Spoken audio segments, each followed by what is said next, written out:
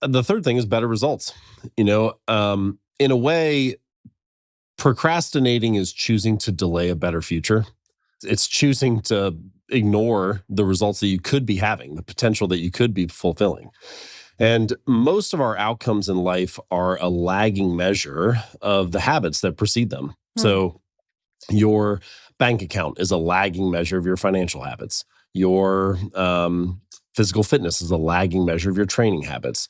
Your knowledge is a lagging measure of your reading habits. It's the thing that is the result of the action. You're basically saying the bank account I see today is a result of the habits that I had like a year ago? Almost all things that we have now are a result of the daily life, the daily system that we've been following for the last, say, 6 months or a year or 2 years. It's the things that you do each day that lead you to the outcomes that you have right now. Now, look, I'm not saying that habits are the only thing that matter in life, right? You have luck and randomness, you've got misfortune. There are all sorts of things that can influence the final outcome. But by definition, luck and randomness are not under your control, and your habits are.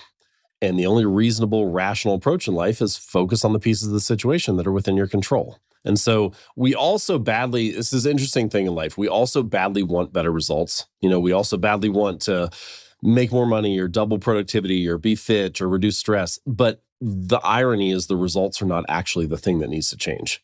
It's like fix the inputs and the outputs will fix themselves. Fix the daily habits and you'll be led to a different destination. In some ways, I feel like the two time frames that matter most in life are like 10 years and 1 hour.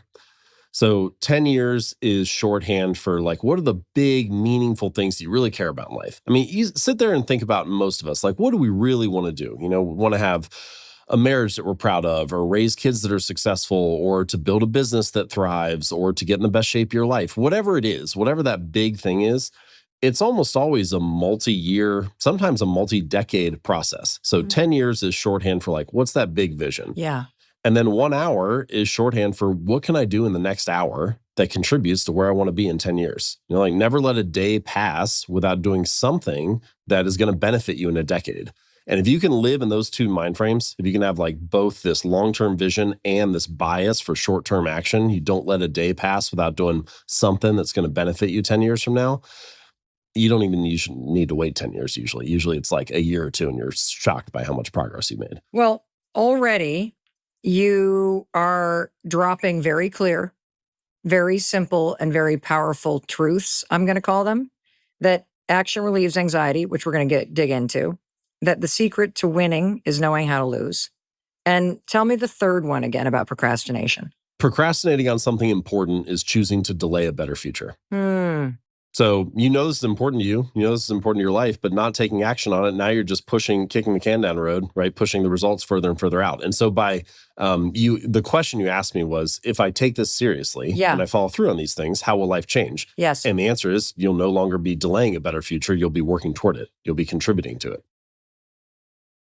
Interview's over. I mean, that right there was absolutely, I cannot wait to dig into this. What I would love to talk about first, though, in case the person who is listening right now or who's watching on YouTube doesn't know what a habit is. What is the simplest definition for how to think about a habit and why are they so important? Sure. Okay. So good question. I'm going to define a habit in a couple different ways. Okay. So first way, if you were to talk to an academic or a researcher, they're going to tell you habits are these automatic, mindless routines, things you do without even really thinking about it. Okay. So like how you pull your pants on. Brush your teeth, tie your shoes, put your pants on the same leg each time. It's just these automatic, mindless behaviors. Okay. And it is true that there are many habits that are like that throughout the day. But there's, I think, a different type of way that we use the word habit to describe most things.